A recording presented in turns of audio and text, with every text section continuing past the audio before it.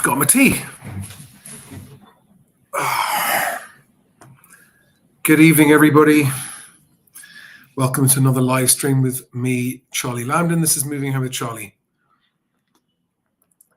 This evening's is going to be a bit of a weird and unusual one. It's a bit of a ramble, but the goal here is to just help everyone understand a bit more about the reality of the housing market. So whether you are buying or thinking of buying or wondering whether you should buy or rent or selling or moving or wondering why you can't sell your home or wondering what you should be bidding and what's overpaying or not overpaying. And it's just so terrifying seeing everything. And Charlie keeps making it sound like you shouldn't buy a house. But then he says you should buy a house. But then he says you shouldn't unless you should. So this evening is about answering some of the most common questions I get and some of the most recent questions that I've had. I'm going to go through, I've done videos on all these things before, right? But they go back a year or two. I'm going to recover it. But how to not overpay. I've done a video on that before. Look it up, Moving Home with Charlie, how to not overpay when you're offering. How to choose your agent when you're on the market and you're with an agent and you're struggling and you're not getting anywhere. And you know you need to choose agents, but who do you choose? Why mortgages and more mortgage lending and relaxed lending rules helps some people buy a home, but hurts other people's chances of buying a home. What to do about renegotiating, because if you've had a bad survey and you need to renegotiate, but you don't want to lose the house. And finally, how a market, any market, works. And this is actually a lot more helpful than it might sound. Anyway, how's everybody? Good evening, Roni, Alistair, Andrew, Nima, James. James Davis says, I'm in the process of buying. I know I'm overpaying, but it's next door to my mum and a lovely house. Okay, there you are. You see, if you know you're overpaying, but you can afford it and it's right for you, then it's not overpaying, as long as it doesn't get you into trouble.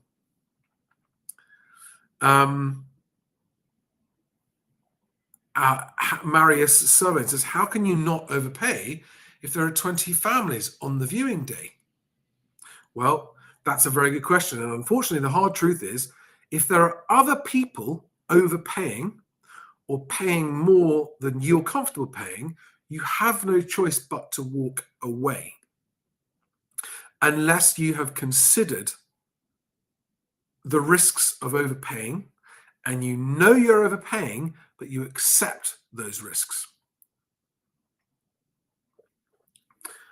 Okay, I'm going to start by trying to explain how a market works in a way that I hope is helpful. So, in a marketplace where many of the same things are sold, if you have a very fast-moving commodity market, then there's a very precise price, and you know exactly what the price is. You go in and you buy at that price, or you go in and you sell at that price, and that's that, right? That is not how the housing market works, because first and foremost, there isn't a published today's price. If you want to buy a 3-bedroom semi-detached house today, this is the price. Imagine how great that would be. That is exactly what I'm working towards achieving with Best Agent, and that's why I haven't been doing as many videos recently. I'm working really hard on the whole Best Agent offering, the complete transaction online, starting from when you register to look for a house or register to find an agent, all the way through to completion, and to bring transparency to the housing market. This is actually what my everyday job is. Moving Home with Charlie is a part-time side thing that I do to help you guys out and also to build an audience and raise awareness of what I'm doing.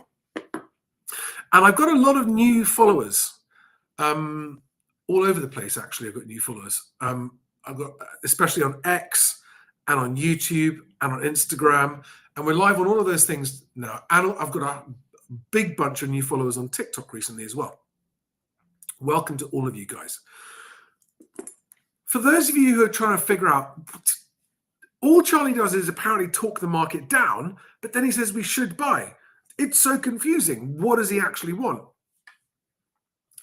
My stated goal since I launched this channel has been a home for everyone, right? That is the goal of this channel, is so that everyone can get a decent home. That's whether or not I achieve it, I've got no idea, but that is my career goal. And that would be much easier to achieve if there wasn't so much skullduggery in the housing market. And if you could eliminate all of the friction, both government-imposed friction like stamp duty and other regulations, as well as overvaluing and long sole agency contracts and all of these other things that get in the way, and bad conveyancing and dishonesty and all of these things that get in the way, there would be at least twice as many transactions per year. People would move more often. It would be easier to move. It would be cheaper to move. Social mobility would be better. And a lot more of the UK's 1.5 million long-term vacant homes would come into play. So why are you always talking the market down, Charlie? Why are you always saying that it's a terrible investment? Well, I speak as someone who made lots of money out of investing in property a long time ago, and it was sheer dumb luck, right place, right time, and a bit of nerve. And I bought and sold a number of properties, and I was a landlord, and I refurbished a property or two, in fact, and then that was before I got into the industry as a software provider to estate agents for both sales and lettings, and spent 20 years watching in large volumes the behavior of buyers and tenants and landlords and sellers. I personally designed, as a software architect, a product called Tenancy Manager that was an online management tool for tenants and agents and landlords, and gas safety certificates and maintenance repairs and rent repayments and agency fee deduction. And I could see, because we had thousands of properties, thousands of live tenancies in the system that I designed being used, where tenants and landlords could log in. I could see all of it, right? So, and the same on sales and lettings. I could see the offers coming in. I could see how many offers there were, how many viewings, how many offers, how long the deals took, how many deals fell through. So I've got all of this background, and I understand as well, if not better than anyone, what really goes on in the housing market. Now, there are a million of you armchair experts out there who think you know all the things wrong, and you know the answer. The answer is Bitcoin. Bitcoin fixes everything. Bitcoin fixes everything. Show me.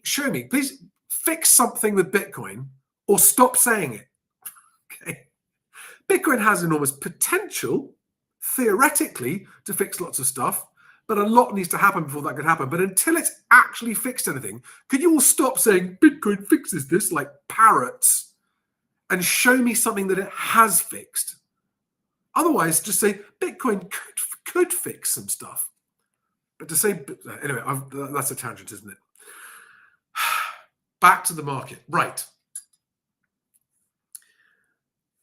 If you are in a rush and you're desperate and you haven't got time and you need to buy something, what happens?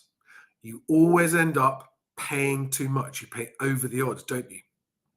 If you've got lots of time to shop around and do comparisons and negotiate and walk away and play it cool, you've got a much better chance of getting a better price on something, haven't you? I mean, any of you who've bought and sold cars yourselves will know that. You know, the same car will sell for a different price depending on whether you sell it to a dealer or you sell it privately or you put it in an auction, and vice versa. So this is how marketplaces work, and profits are made in the marketplace by people who know how to game it and to buy low and sell high. Do you remember Tim Nice but Dim from the Fast Show? Buy high, sell low. Actually, that's what's happened to a lot of people recently. Because there isn't a set price for anything in the property market. It depends on so many liquid factors, including the seller's position. Is it divorce? Has someone died? Is there a baby on the way? Do they need to get to school area? All of these are factors in every single sale that creates a unique marketplace for each property. And what I try to teach on this channel, whether you are a buyer or a seller, and actually it's the same being a landlord or a tenant because the negotiations are the same, is that the market determines the price of a property, right? Whether it's for sale or to let. But how well the property is brought to the market, how well it's presented, and then how well the lengthy process is managed for you will make a massive difference to the actual price paid. For example, you're a seller, right? You've got 2 offers on your house. One, let's make it even better. 3 offers on your house. One offer is from a buyer who has something to sell, and theirs is the highest offer. Theirs is £300,000. They're offering you £300,000. Right? Your asking price is only £285,000. They're offering you £300,000 for your house because they really want it. It's perfect for them. It's right next door to their mum, etc. But they've got to sell their house, and their house is not on the market yet. They will sell it one day because they're definitely going to move, but they're offering you 300 grand. In reality, it's likely to take 6 to 12 months for that transaction to go through. Your second person offering is offering 275, and it's a first-time buyer. Sorry, 285, your actual asking price, first-time buyer, okay?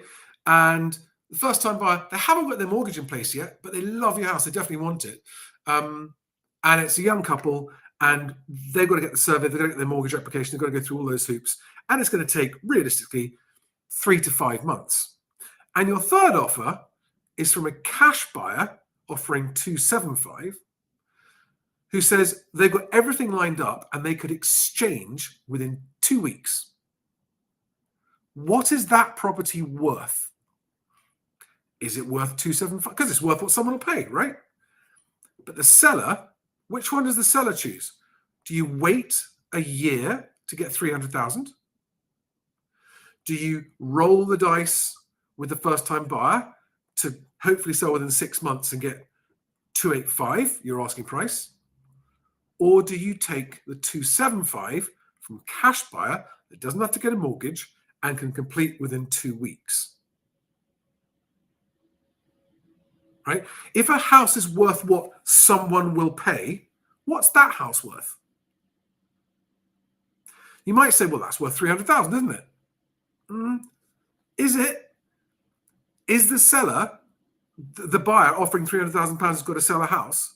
Can they guarantee that their buyer isn't going to pull out once they've found one?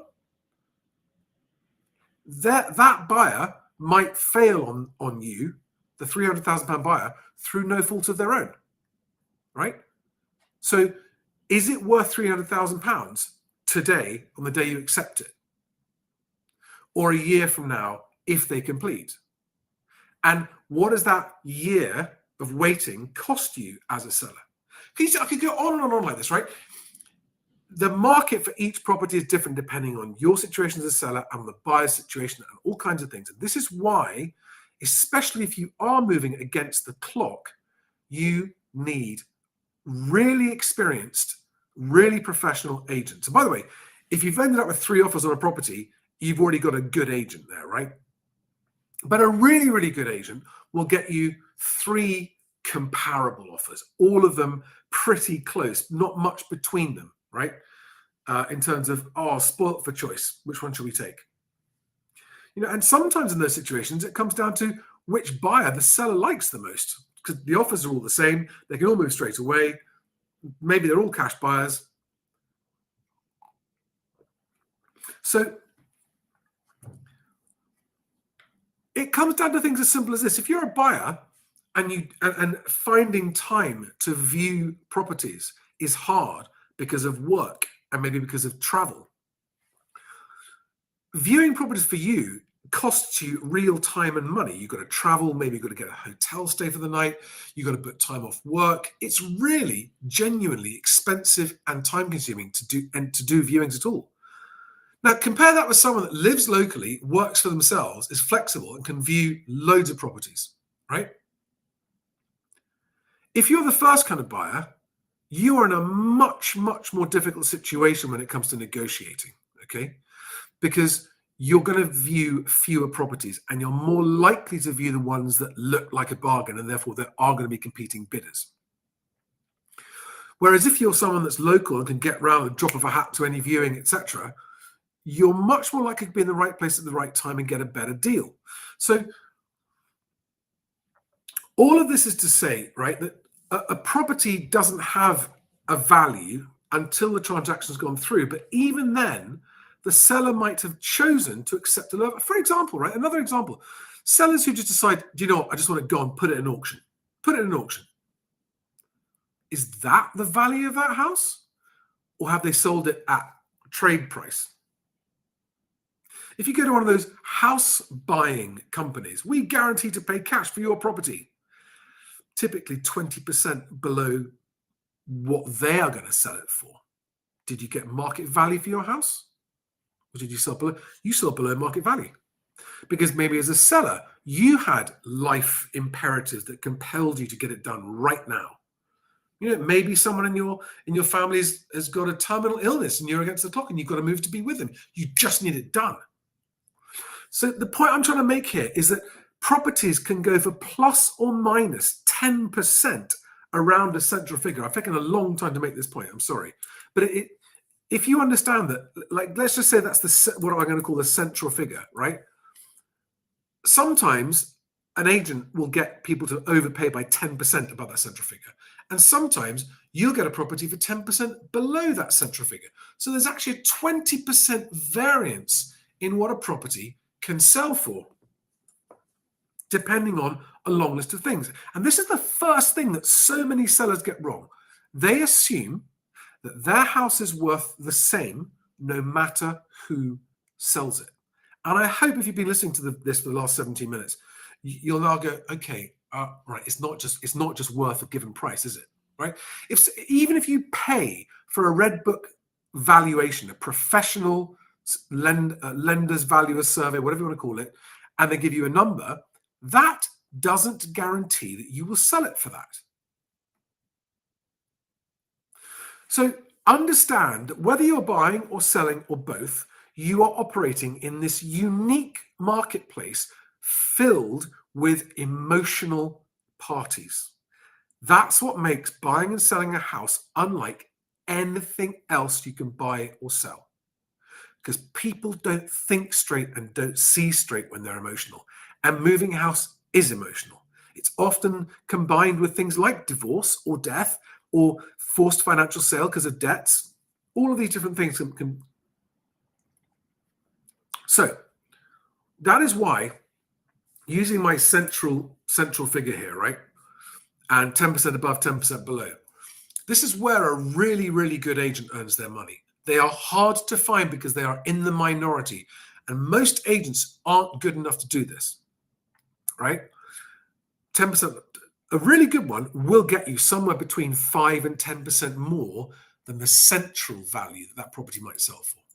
And a really bad agent might end up getting you 5 to 10% below what it's worth. Some of them will do that criminally. Some of them will abuse the trust of a seller and sell it cheap to a mate. And you've got to watch out for that. Yes, that still happens. I've heard of agents telling me of their bosses doing that within the last 12 months, right? It's despicable. That is tantamount to theft from that seller, and it still happens. So, okay, how does this help you all? This has been a right old ramble, hasn't it, already?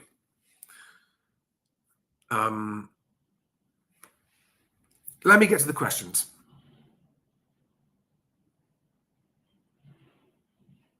So Christopher Smith on X asked me in a post earlier today, I've watched most of your videos and they're great. Thank you, Chris.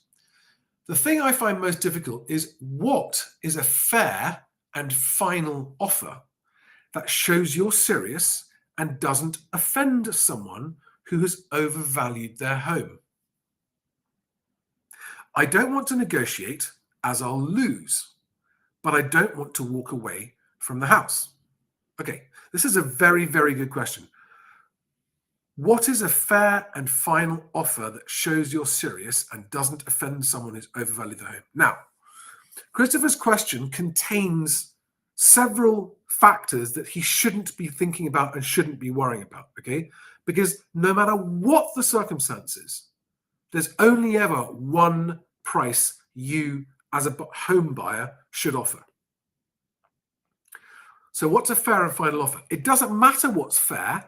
I'll come on to that in a minute. Final offer, yes. It should be the first and final offer. That shows you're serious. I mean, if you are serious and you make your best offer, then there's nothing more you can do than that, other than make sure you've got your conveyancing, your mortgage broker, your decision in principle, your proof of funds, all of those things lined up. That's how to show you're serious, whatever the amount you're offering is.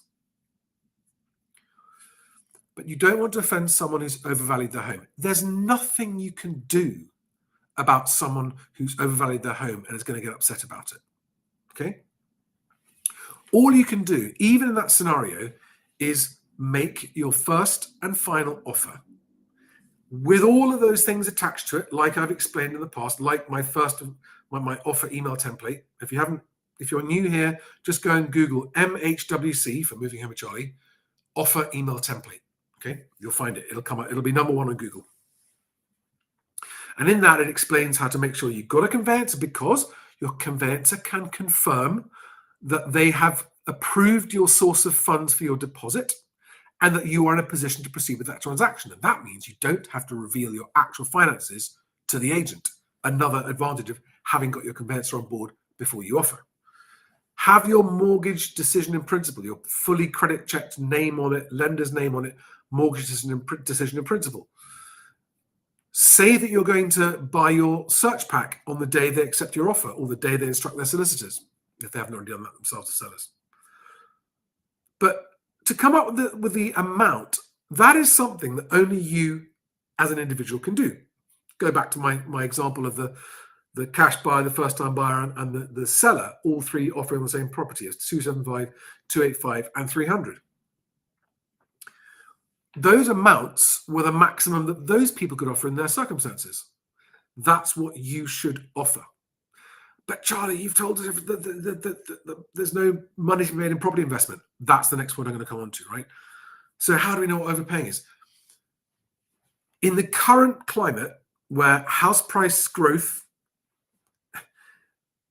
even as exaggerated by various indices, is lower than inflation, means you are buying a depreciating asset. So my point is that you won't make money in the way that we have in the last 40 years, right? The property profit party is over, but you still want to buy a home. I'm sorry, I'm going backwards and forwards between points. Let me finish the first point about the amount you should offer. The amount you should offer should be the amount that you wish you had offered when you lose it to someone else who offered more than you. And you go, we should have paid that, shouldn't we? That is, to this day, the most common mistake buyers make. They find a home, they fall in love with it, they go in, they put in an offer below what they're actually willing to pay, which is the most common mistake buyers make, lose it, and then kick themselves and go, we would have paid that.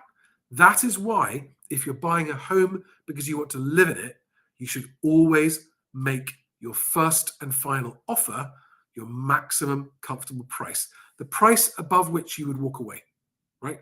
The price above which you will not go. And it will twist your brain thinking about this. Because you'll come up with a number and go, yeah, well, no, we wouldn't pay more than 240. Definitely wouldn't pay 240. That's the maximum. We don't think it's worth more than 240. We're not paying more than 240. Right, okay, sorry to let you know, someone else has got it for 245. Well, we would pay 245. It's too late. Someone else has paid 245 now. You should have offered 245 first. But Charlie, you tell us not to overpay. If it's a comfortable amount that you're comfortable paying, it's not overpaying. Overpaying is a subjective and personal calculation. Okay? Two different buyers bidding on the same property could offer the same price. One's overpaying, one's not. One has overextended themselves with a 95% mortgage, scraped down the back of the sofa for every last penny to get their deposit, isn't going to be able to afford any maintenance on the property, and has got a 2-year discounted fix, after which they're not going to be able to afford the higher payment. That's one person. They're overpaying. They're overextending themselves. They're risking it, right? The other person's a cash buyer and they've got loads. They're buying a portfolio. They don't care. That person's not overpaying. See what I mean? The same price, two people offering the same price, one's overpaying and one's not. It is a personal, subjective thing. It is nothing to do with what you think the property is worth, right? What it's worth is different to everyone. It's worth more to some people than to others. That is why what agents do when they do it well is so important, because really good agents will make sure that your property gets multiple viewings at the same time to get you competing offers, and that's how you discover the best price the market will pay. And Amy, as Amy Brunel says, that is why an agent's useful. Now, the majority of people in this country think, well, I know what my house is worth. No, you don't. If you're sitting there watching this thinking, I know what my house is worth, no, you don't. You're not a mind reader. You don't know who's going to come and view it. And you don't know what their personal situation is or financial situation is. And you don't know how much they're going to like your house. Oh, but I spent 25 grand on the kitchen. The market doesn't care how much you spent on your kitchen. Oh, well, it doesn't matter. The market doesn't care. It will only matter how much it is worth to the individuals who come around to view it. So if you overprice it thinking, well, that's what it's worth, that's what it owes me, that's what I want for it, you're just wasting everyone's time, including your own. Price it at them, right? Central market value, 10% too high, 10% too low. Most of you will price it 20% too high. I'm not exaggerating. That's what's happening now. Most of you are completely out of touch with where the market for your home really is. That's not your fault, because the industry conceals what's happening and talks the market up. So I do not blame any sellers for thinking their home is worth more than the market would actually pay for it at the moment. That is not your fault. But yes, as Andrew Overman on LinkedIn says, the market decides what a home is worth. And that's why you have to let the market decide. So Christopher Smith on X, what's a fair and final offer that shows you're serious and doesn't offend anyone? It is the maximum amount you are willing to pay for that property in your circumstances, above which you would walk away, and you present your offer by email with all of the other parts of the offer attached to show you're serious. Right. Now I'm going to talk about why I rant on so much about why anyone pitching residential property in the UK as a sound investment is scamming you. It's not impossible to make money from the property market if you are a seasoned, experienced professional with the right contacts, you've been around the block a few times, and you know how to buy well, how to add value to a property, and then how to sell well. That it is possible, right? It is possible to make a profit from property if you're someone who knows how to identify a good candidate house that needs a refurb, and you do a quality refurb on which you can make a profit. There was a time when anyone could do that, buy a rundown old place, go in and do an amateur job of refurbing it and make money and think they're a genius. Those days have gone, right? House prices are flatlining at best and have been for a few years now. At the higher end of the market, they're coming down. As I did that video last week, there are places plenty of places in the country where house prices are already down 10, 12, 15%, 20% from their highs at certain levels. First-time buyer prices may be slightly higher in some areas than they were a year or two ago, but they're not shooting up, okay? And they're not going up faster than inflation either. So I kicked a bit of a hornet's nest with my posts on X about this. Charlie, you don't understand. I do. I've done it all myself. I've done it with cash. I have leveraged. I've been a landlord. I've got a cash yield. I've flipped properties. I've refurbished them and sold them. I've developed them and done them. I've done it all. I promise you, I understand. And I have a background in the city where I was a derivatives broker, so I understand leverage and hedging and options and futures and currency. I get it. I really get it.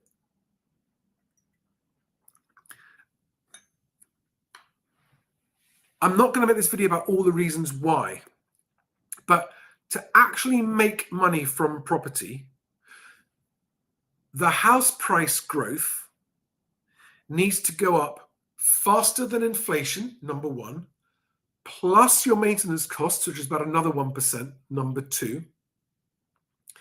And if you're a landlord, plus enough to offset the risk of voids and sitting tenants and court costs. Okay. There are people today trying to sell their home to cash in their pension who bought maybe 20 years ago, who aren't getting as much as they thought and don't have the pension they thought they were going to have. In fact, they don't have enough of a pension.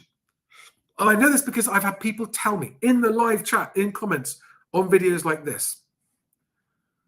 So what are you saying, Charlie? Don't buy property? No. If you want to live in a home that you own, always buy a property. But what if prices go down? It doesn't matter as long as you're staying there, right? But you must try not to overpay so that you minimize any risks and losses, okay? If you're a cash buyer and you're buying your forever home and you're going to live there literally for the rest of your life, it doesn't matter what happens to house prices after you buy, right? It just doesn't matter. You need a place to live. Whether the market's going up, whether the market's going down, you need and you want a place to live. You don't want to have a mortgage. Buy a home. Don't overpay. That's just down to putting in the legwork and viewing enough to get a feel for what things are really worth and being in the right place at the right time when the right seller has had enough of trying to hold out for high price and decides to just drop the price. And that's how I got my first ever property. I got 30% off the asking price of the first flat I ever bought. I was paying cash. It's because it's all I had. It was cheeky to even go and view it, but I viewed it and I made my offer. They tried to negotiate me up and I said, well, I would, but I can't. And they just accepted my offer because I was the only offer, right? So buy a home, depending on your personal financial circumstances, do your utmost to not overpay. If you've got 5 million quid in the bank and you're buying a little cottage in the country for 300 grand, does it matter if you overpay for it? No, doesn't matter. If you find one you fall in love with and you want it and you don't want to keep on viewing and viewing and viewing.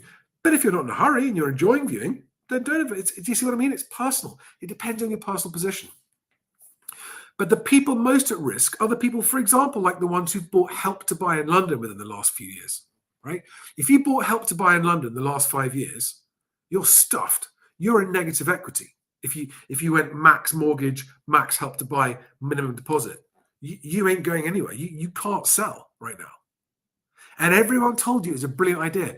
Everyone told you house prices only go up. Up. You can't go wrong. Bricks and mortar, you can't go wrong. Safest houses. And where are you now? You're stuck. And now, hopefully, you're going to be happy living there for a long time. Or if you've got savings, you're going to have to sell for less than your mortgage is worth and dip into your savings to pay off the mortgage.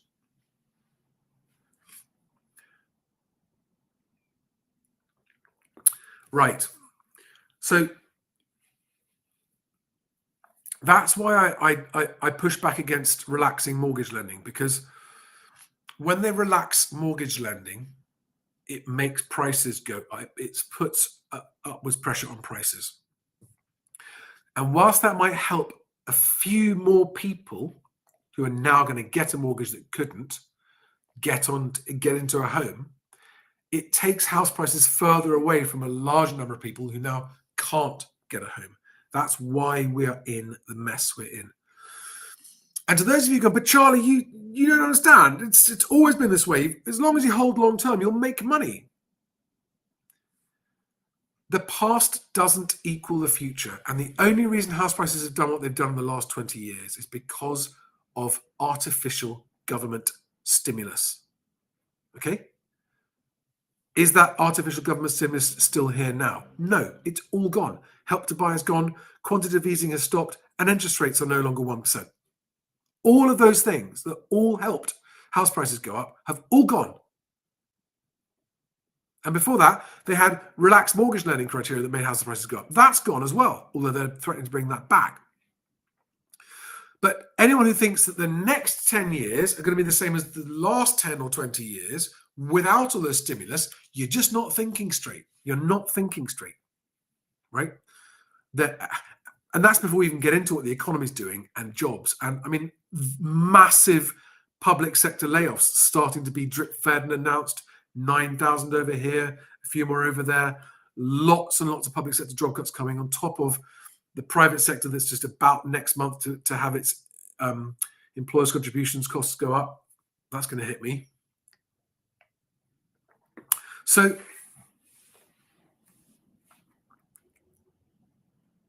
yeah, Andrew Overman again says, relaxing mortgage lending creates false inflation in the market and further exacerbates the problem.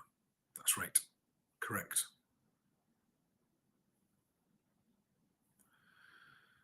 Some people go, oh, but having property is better than having cash. Well, cash doesn't cost you 1% a year in maintenance. And yes, that is what it costs to maintain a property over the long term. And if you don't maintain a property, it won't be worth what it would be if you had maintained it, which is why so many sellers at the moment are thinking it's what they paid for it. They've lived in it for 10 years. It's all lived in and, wear and tear. They haven't done anything about that. And they aren't factoring in the wear and tear to what was lovely and fresh and spanking new when they got it and now is a bit knackered and worn out, like me.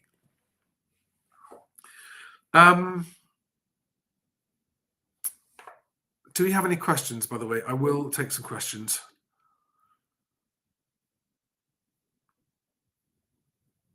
I've got another. Yeah, Andrew Dennis makes the point. In this market, it's very hard to value a house. There's no need to value a house. I'm about to explain that way. I'm about to explain why.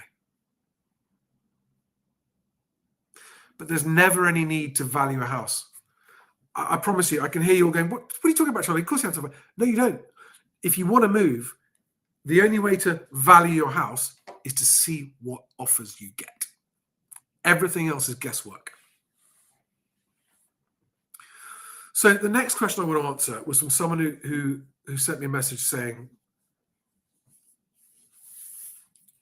that they've gone on at too high a price with their agent. They realized that they've been overvalued and lied to and tricked. They want to change agent, but none of the agents they met inspired any confidence in them at all.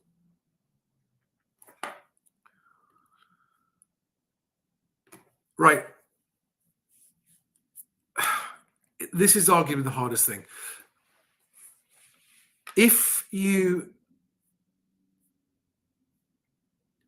I'm just going to put a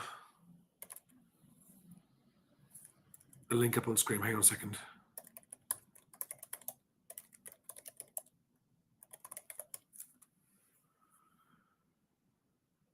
For those of you who are trying to find an agent at the moment, just put a link in the live chat there. Have a crack at that. That's my website, Best Agent. It is the agent finding service. We don't recommend any agents. It's a completely neutral way of finding a local agent, right? We make no guarantees of who you're going to find, but what it does do is it tends to get responses from the better kind of agents because it's a very, very different way of approaching agents. It's you putting your details into Best Agent and it goes out to the nearest 20 agents and puts the ball in their court to come back to you. But they have to come back to you through Best Agent, right? So we don't give them your contact information. So you won't get spammed by any of them. They don't get your number. They don't get your email address. They have to respond through Best Agent. A bit like on Airbnb, if you're talking to someone about staying in their place, you can communicate with them through Airbnb, but they don't get your contact information unless you book.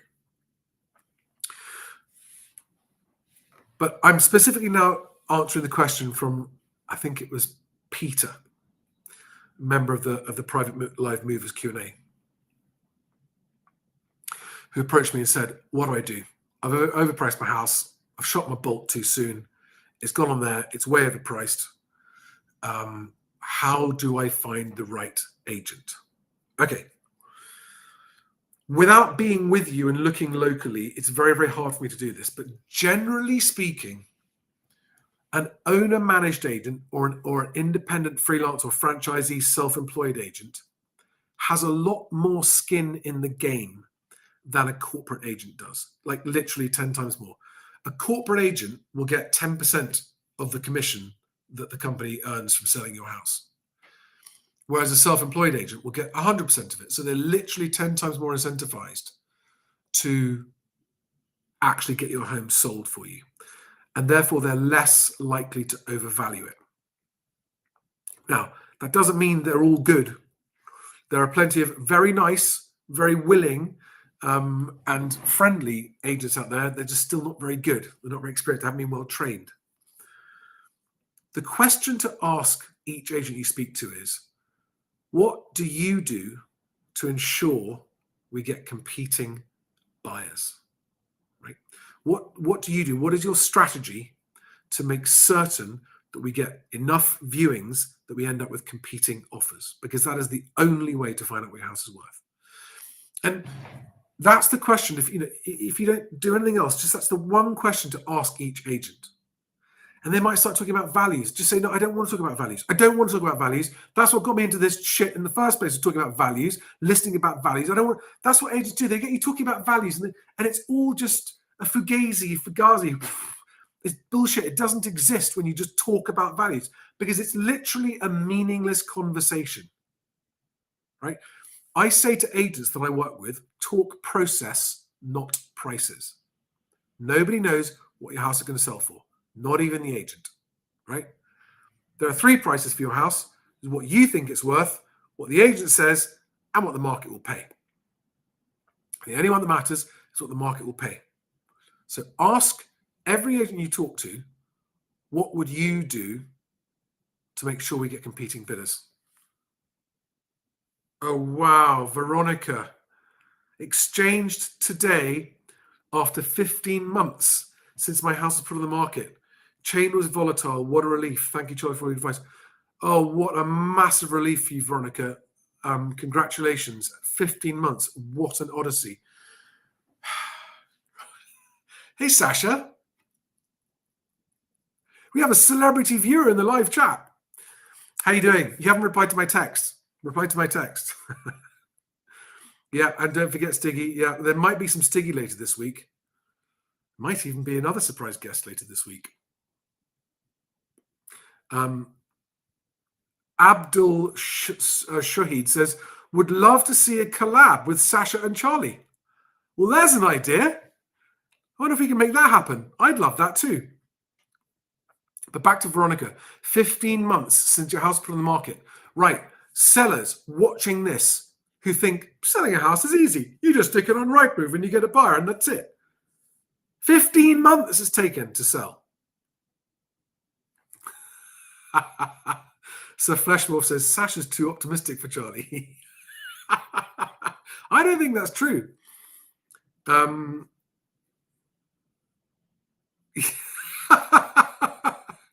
Sasha says, didn't watch the whole thing. Is the too long, didn't read. Sell your house, buy an Airstream, and go and buy a vineyard in Southern Europe to live on. Is that about right? Yeah. Pretty much. Hey, nice to have you on the channel, Sasha. Yeah, so, okay, let's see. Do we have other questions?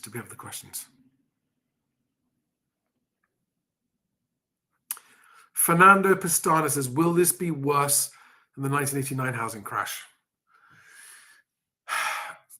This particular housing market that we're in, and the housing decline and the housing slide for large parts of the country, is unlike previous downturns in that it is a much slower one. It is a slide, not a crash. It's been sliding since the summer of 2022. I don't care what they say about the national average. That's just bullshit. You know, the ONS just literally revised down the average house price by 7 or 8% overnight last month. It's a joke there.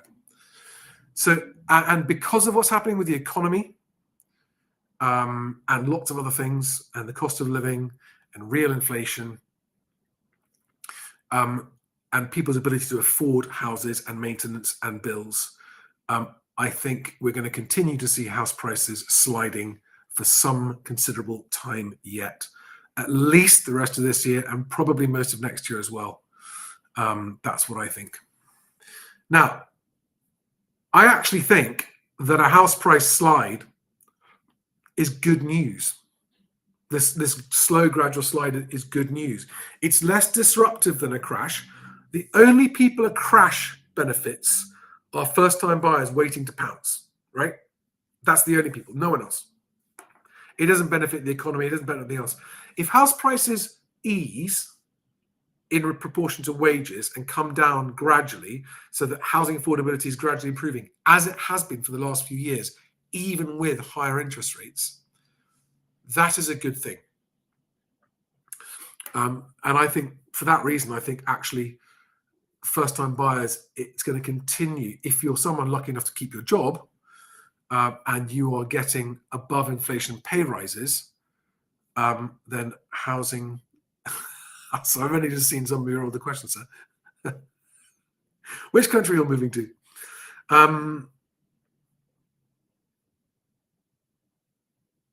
Just reading some of the other comments here.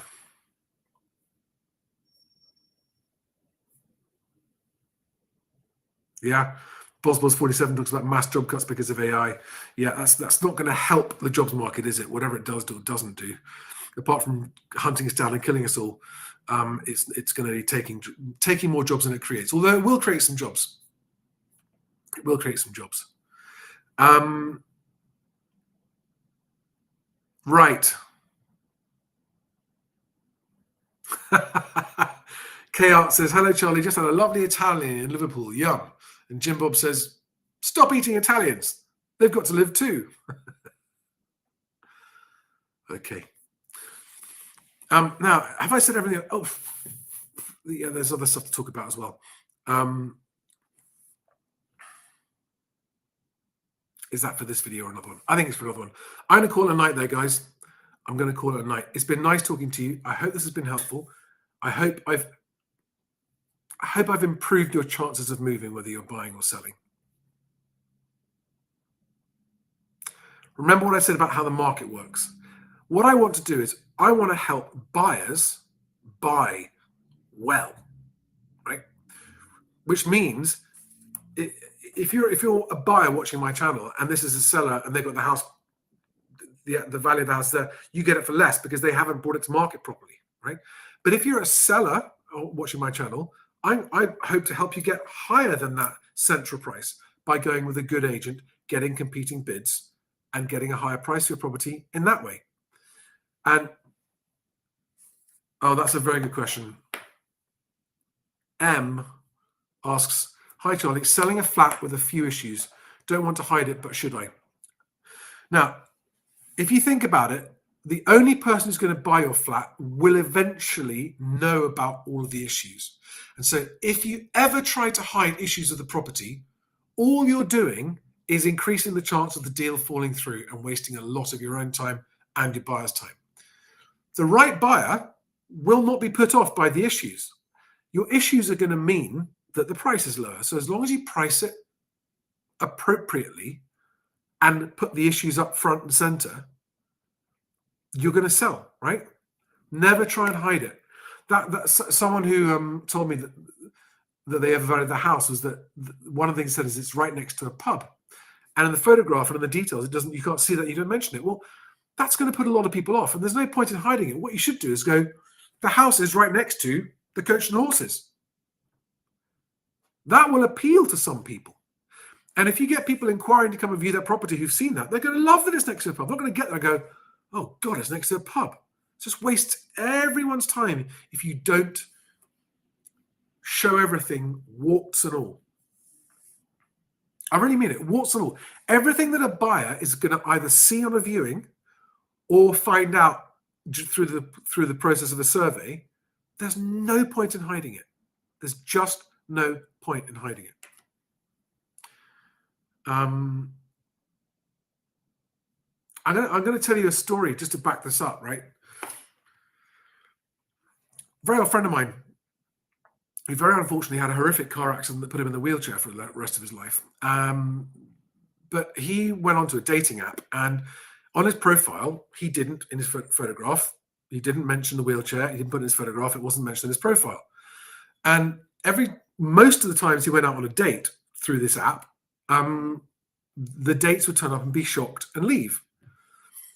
Not necessarily straight away, but it never worked out very well, basically. And I remember talking to him about it, just going, why? You know they're going to see it. Why would you hide it?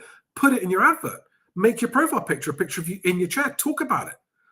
Because then the people who want to have a date with you are going to want to have a date with you. And he did. And he changed it. And he was inundated because he was actually a very handsome, intelligent, funny guy. And he did brilliantly on the dating app by putting the fact that he was in a wheelchair on the app. And everyone who came on a date with him knew he was in one and didn't care. It's the same thing. I know that's a sort of quite extreme example, but it just makes the point, right? Hiding things that people are going to... Yeah, here we are.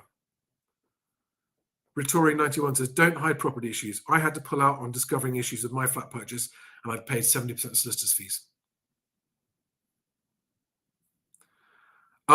Great question. Saeed Majid says, should I sell my house and be a cash buyer so I can be in with a better chance of getting the property of my dreams? In a word, yes, if that option is open to you. If you are selling and buying, if you're in the fortunate enough position to buy first and then sell your other property, that's the most luxurious position to be in, because then you haven't got to worry about a chain. You can make a chain-free purchase, move, and then put your old place on the market. Now, that option is not within reach for most people. Some people use bridging finance to do that. Ultra risky in this market. When house prices are rising strongly, bridging finance can work out well, but in this market, I would not do that. If selling and completing your sale before you buy is an option that's open to you, it is what I would do, because you will sell faster for more by not being in a chain, and you will then be in a position as a buyer, you'll be in a totally proceedable, unencumbered position as a buyer to be a chain-free buyer as well. And so both of those scenarios are likely to get a better price as a seller, selling a chain-free property, and you're going to get a better deal as a buyer if you can move more quickly. So if it's within the realms of possibility to sell and then buy, I would always recommend that option.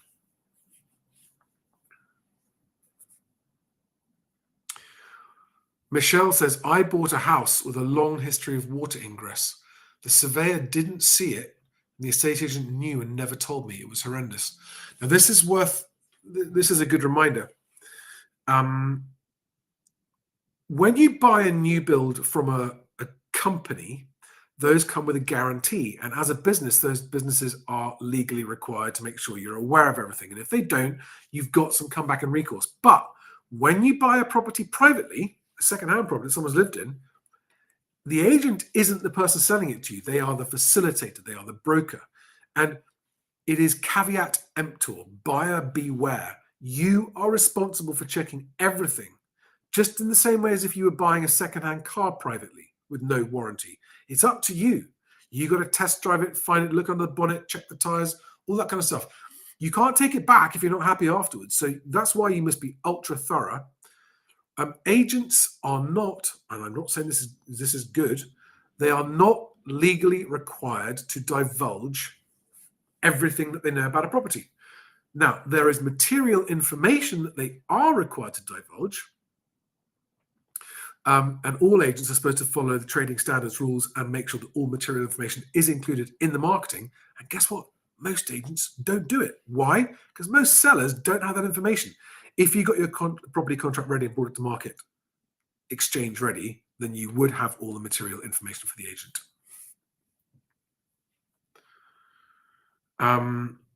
But Michelle, yeah, whether or not you actually might have a claim against the surveyor, that's a different question. It depends whether you got what level survey you got and that kind of stuff. But if the surveyor missed it, maybe there's recourse there.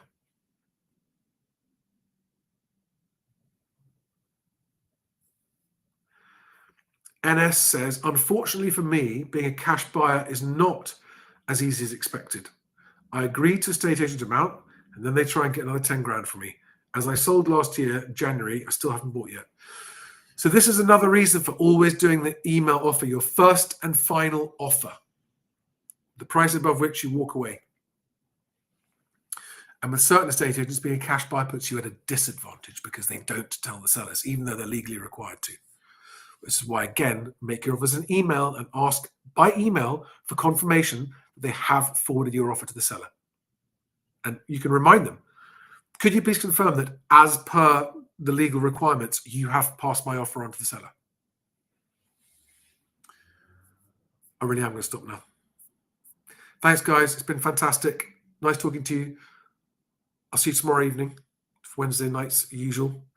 And hope this was helpful. Thanks, guys. See you the next one. Bye-bye.